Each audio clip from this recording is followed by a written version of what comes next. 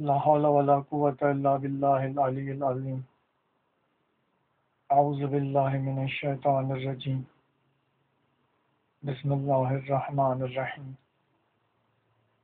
الحمد لله رب العالمين، والصلاة والسلام على أشرف الأنبياء والمرسلين وعلى آله الطيبين الطاهرين. رب اشرح لي صدري ويسر لي أمري واحلل عقدة من لساني يفقهوا قولي. اللهم صل على محمد وآل محمد وعجل فرجهم. معزز سامعین، السلام علیکم.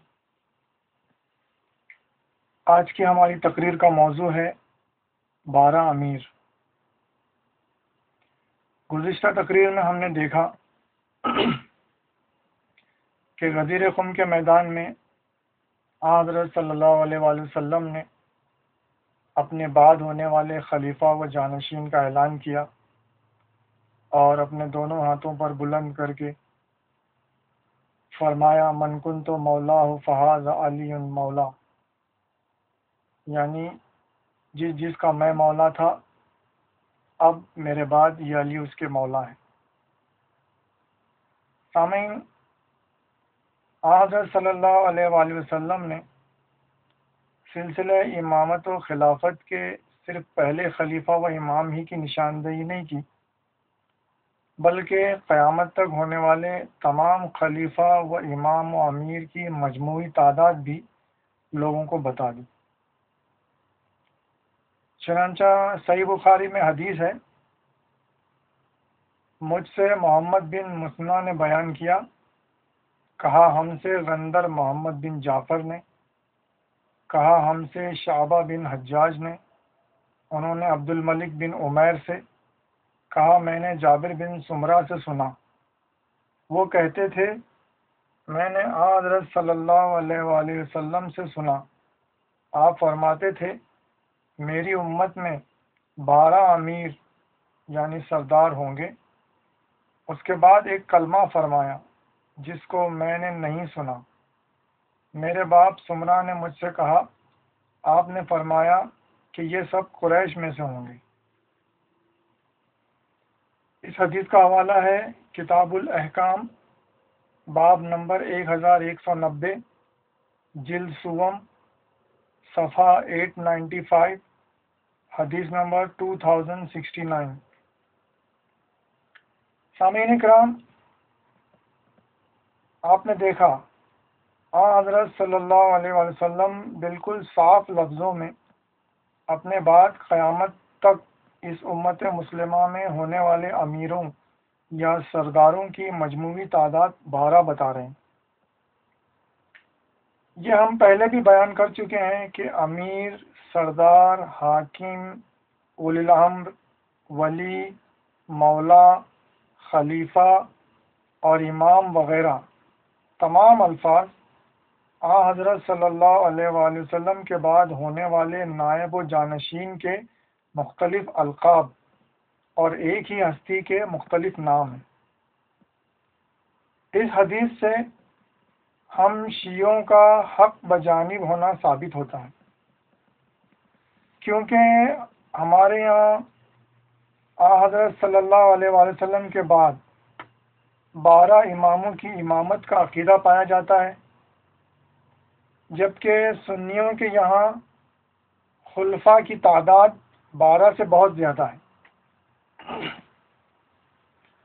سنی سلسلہ خلافت میں پہلے 4 خلفائے راشدین ہیں، پھر خلفائے بنی امیہ، پھر خلفائے بنی عباس، اور آخر میں یہ سلسلہ کچھ عرصہ پہلے ترکی کے کمال الدین پاشا کی خلافت پر آ کر ختم ہو جاتا.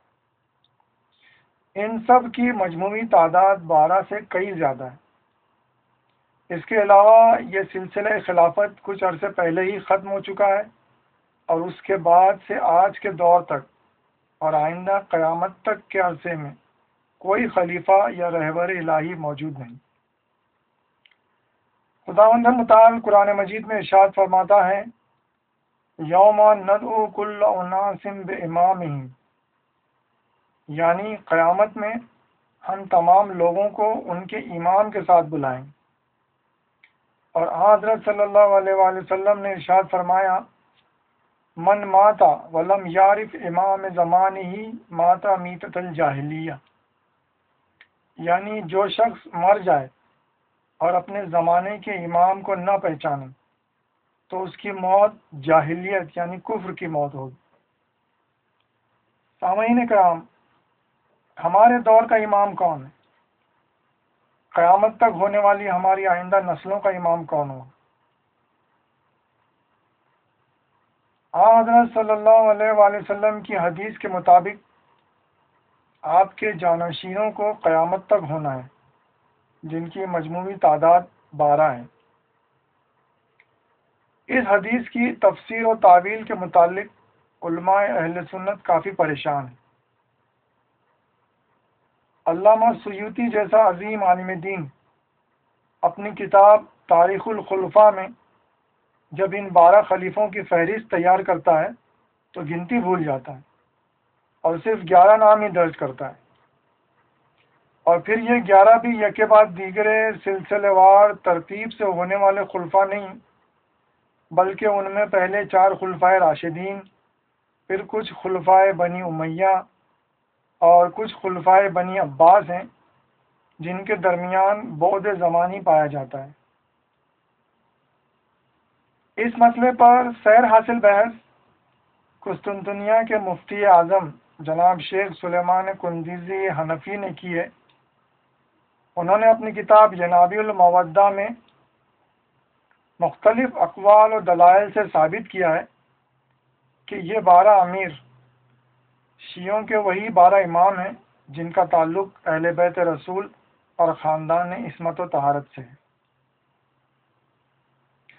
اب یہ کیسے ممکن ہے کہ حضرت صلی اللہ علیہ وآلہ وسلم کی رحلت کے بعد سے قیامت تک کے اس طولانی عرصے میں صرف 12 امام ہی ہوں؟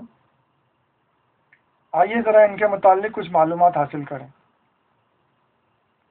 ان 12 اماموں میں سب سے پہلے امام حضرت علی علیہ السلام ہیں، پھر دوسرے امام ان کے فرزند حضرت حسن علیہ السلام، اور تیسرے امام ان کے بھائی امام حسین علیہ السلام، پھر چوتھے امام ان کے فرزند امام زین العابدین علیہ السلام، پھر 5ویں امام ان کے فرزند امام محمد باقر علیہ السلام، پھر 6ٹھے امام ان کے فرزند امام جعفر صادق علیہ السلام، پھر 7ویں امام ان کے فرزند امام موسیٰ کاظم علیہ السلام، پھر 8ویں امام ان کے فرزند امام علی رضا علیہ السلام، پھر 9ویں امام ان کے فرزند امام محمد تقی علیہ السلام، پھر 10ویں امام ان کے فرزند امام علی نقی علیہ السلام، پھر 11ویں امام ان کے فرزند امام حسن عسکری علیہ السلام، اور پھر 12ویں اور آخری امام ان کے فرزند امام مہدی اجل اللہ تعالیٰ فرجہ الشریف ہیں۔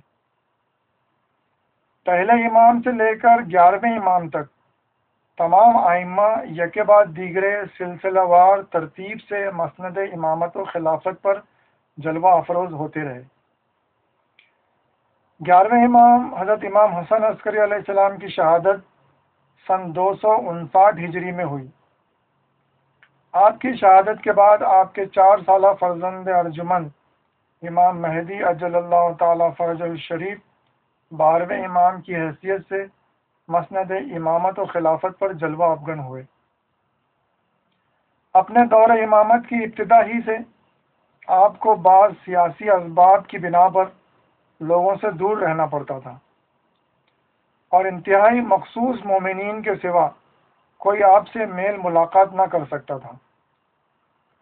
یہ انتہائی مخصوص مومنین یکے بعد دیگرے 4 گزرے، جنہیں نواب اربعہ یعنی 4 نائبین کہا جاتا ہے، اور اس مدت کو دور غیبت صغریٰ کہتے ہیں۔ 329 ہجری میں جب چوتھے نائب خاص کا بھی انتقال ہو گیا تو مخصوص نائبین کے تقرر کا سلسلہ بھی بند کر دیا گیا، اور امام مہدی اجل اللہ تعالیٰ فرج الشریف نے اپنے ایک خط کے ذریعے، جسے توقیع کہا جاتا ہے، اپنی غیبت کبریٰ کا اعلان کیا۔ 329 ہجری سے لے کر آج تک، اور امام مہدی اجل اللہ تعالی فرجہ الشریف کے ظہور پر نور ہونے تک کا عرصہ دور غیبت کبریٰ ہے۔ دور غیبت کبریٰ میں نواب اربعہ کی طرح کوئی یہ دعویٰ نہیں کر سکتا کہ اس کا امام مہدی اجل اللہ تعالی فرجہ الشریف سے براہ راست تعلق ہے اور وہ جب چاہے ان سے ملاقات کر سکتا ہے۔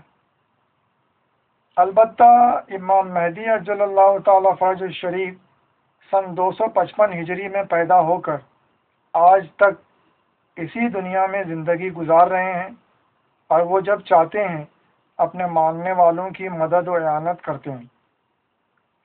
دور غیبت کبریٰ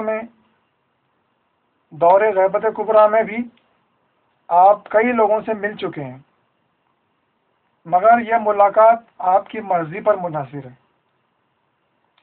ایسا نہیں کہ کوئی جب چاہے آپ سے ملاقات کر سکتا ہے، بلکہ آپ جب مناسب سمجھتے ہیں اور کسی کی مدد کرنا ضروری ہوتا ہے تو خود اس سے ملتے ہیں، مگر اس ملاقات کے دوران بھی وہ آپ کو پہچان نہیں پاتا، بلکہ آپ کے چلے جانے کے بعد اسے احساس ہوتا ہے کہ یہ تو میرے آقا و مولا امام مہدی ارواحنا فدا تھے۔ یہ دور غیبت کبریٰ آپ کے ظہور پر نور پر ختم ہوگا انشاءاللہ۔ ایک دن آپ کعبے کی پشت سے ٹیک لگا کر انا بقیت اللہ کی صدا دیں گے، اور تمام دنیا سے 313 مخلص مومنین آپ کے ہاتھ پر بیعت کریں گے۔